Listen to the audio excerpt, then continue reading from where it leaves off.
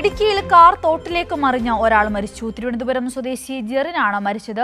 ഇടുക്കി ഏലപ്പാറയ്ക്ക് സമീപം 4-ാം മൈലിലാണ് അപകടമുണ്ടായിരിക്കുന്നത്. സിബി കൂടി ചെരിയാണ് ഇടുക്കിയിൽ നിന്ന് വിശദാംശങ്ങളുമായി. സിബി, എത്ര പേർക്കാണ് പരിക്കേറ്റിരിക്കുന്നത്? കാർ ഇപ്പോൾ തൊട്ടിൽ നിന്നും ഉയർത്തുവാൻ സാധിച്ചിട്ടുണ്ടോ? എന്തൊക്കെയാണ് നിലവിലത്തെ സാഹചര്യം?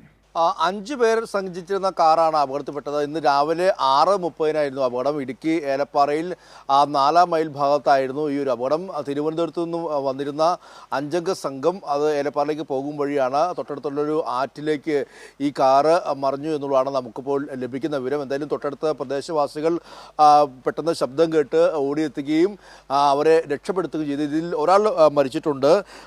തിരുവനന്തപുരം സ്വദേശിയായ ജെറിൻ, 38 വയസ്സുള്ള ജെറിനാണ് മരിച്ചത്.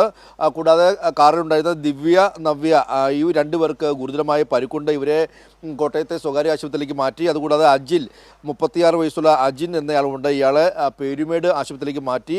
അതുകൂടാതെ ഒരു 5 വയസ്സുള്ള കുട്ടിയും ഇവർക്കൊപ്പം ഉണ്ടായിരുന്നു. ആ കുട്ടിക്ക് യാതൊരു പരിക്കുമില്ല എന്നുള്ളതാണ് നമുക്ക് ലഭിക്കുന്ന വിവരം. 5-അംഗ സംഘമാണ് തിരുവനന്തപുരത്ത് നിന്നും ഇവർ ഈ ഏലപ്പാറയ്ക്ക് പോകും വഴിയാണ് അപകടത്തിൽപ്പെട്ടത്.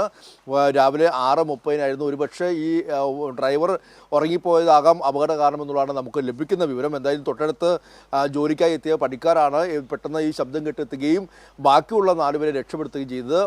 ഒരാൾ ഇതിൽ അപ്പോൾ തന്നെ മരിച്ചിരുന്നു എന്നുള്ളതാണ് അറിയാൻ കഴിയുന്നത്. 2 പേരുടെ നില ഗുരുതരമാണ്. ഇവരെ തൊട്ടടുത്ത ആശുപത്രിയിലേക്ക് മാറ്റിയിട്ടുണ്ട്. പീരുമേട് ആശുപത്രിയിലും പിന്നീട് കോട്ടയത്തേക്കും മാറ്റിയിട്ടുണ്ട്. എന്തായാലും നിർഭാഗ്യകരമായ സംഭവമാണ്. ഇവർ പറയുന്നത് ഈ ഒരു വഴിയിലൂടെ റോഡിന് കൃത്യമായ ഒരു റിഫ്ലക്ടറോ അല്ലെങ്കിൽ മറ്റൊരു ഡിവൈഡറോ ഒന്നും ഉണ്ടായിരുന്നില്ല എന്നുള്ളതാണ്. ഇതൊക്കെ വേണമെന്നൊരു ആവശ്യം നാട്ടുകാർ പലതവണ ഉന്നയിക്കുന്നതാണ്. ഇതൊന്നും ഇല്ലാത്തതാണ് ഈ ഒരു അപകടങ്ങൾ ഇത്തരത്തിൽ വർദ്ധിക്കാൻ കാരണം എന്നുള്ളതാണ് പറയുന്നത്. പ്രത്യേകിച്ച് മഴക്കാലമാണ്. അതുകൊണ്ട് തന്നെ അതിലൂടെ സ്പീഡിലൂടെ ആ ഭാഗത്തൂടെ പോയി കഴിഞ്ഞാൽ പെട്ടെന്ന് കാർ തന്നെയുള്ള സാധ്യതയുണ്ട്.